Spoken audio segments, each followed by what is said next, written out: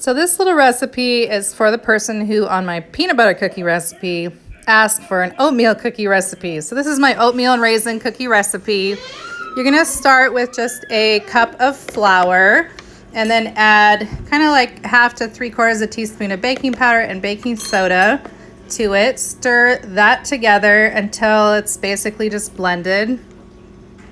These are your dry ingredients. You'll notice for my peanut butter cookies and some other recipes, I just add the soda and powder into the wet ingredients because I'm a cook who likes to be in a hurry. I'm not super patient, but for this one, I do the dry ingredients separately. So that's blended together. Then you're gonna add a little bit of salt, like 1/2 teaspoon of salt to a cup of sugar. Stir that all together.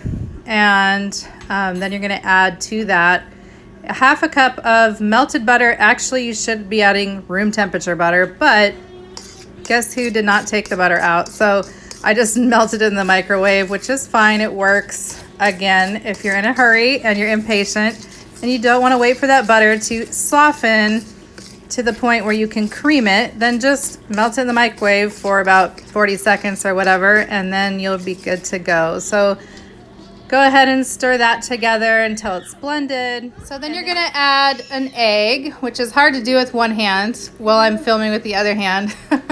So I'm breaking one egg into it.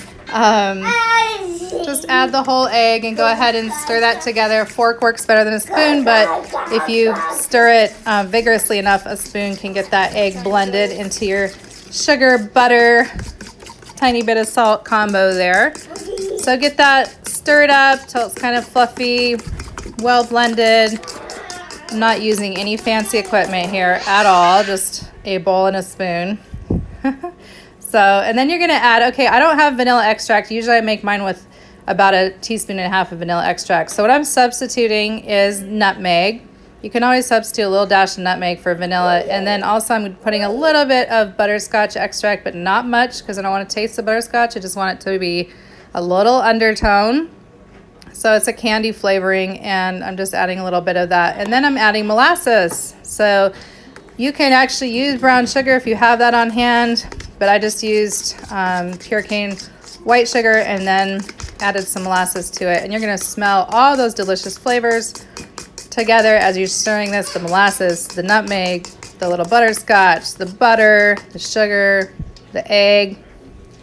Then you're gonna add 1.5 cups of oats, not quick oats, but like regular rolled oats, and then about 3/4 cup or so of raisins. You can add nuts if you want. I don't love nuts in mine, but you can even not put the raisins in there if you don't like raisins. Then you're gonna shape them. You can drop them by teaspoonfuls onto a greased baking sheet, but I actually like to kind of form them into balls and just press them a little bit flat so that they have a nice shape when they're baking. So bake those at 350, have a 350 preheated oven. If you want them a little less brown, you can bake them at 325, but I like the toastedness of the oats. So I really like the 350 temperature for these. And then, yeah, you are good to go. You can see like how soft these are. They just fall apart. And they're not in a perfect circular shape because of the oats and the raisins. They're kind of bumpy and lumpy and wonky a little bit as far as their shape goes, but they should be a little bit browned on the bottom, a little bit browned on the top, and they should just fall apart in your hands, or preferably, of course, in your mouth, which it's hard to just eat a little bite of these because they just kind of like crumble. So that's how this cookie crumbles, is in a very soft and chewy way. And they do store really great in Tupperware. And you can see again, they're just super, super soft and chewy. So I hope you enjoy this little oatmeal raisin cookie recipe. Super simple, super easy, and a couple tips thrown in there for what you can substitute if you don't have the brown sugar and don't have the vanilla. So I'll be making some more of these quarantine recipes with substitutions and improv style cooking this month as we continue to stay at home, sheltered inside, quarantined, etc. until May 4th is what they're saying for Washington State. So we'll see if that's the actual date or if we actually, can't can't stop at that point and have to move into June. But for now, we have another couple weeks in quarantine.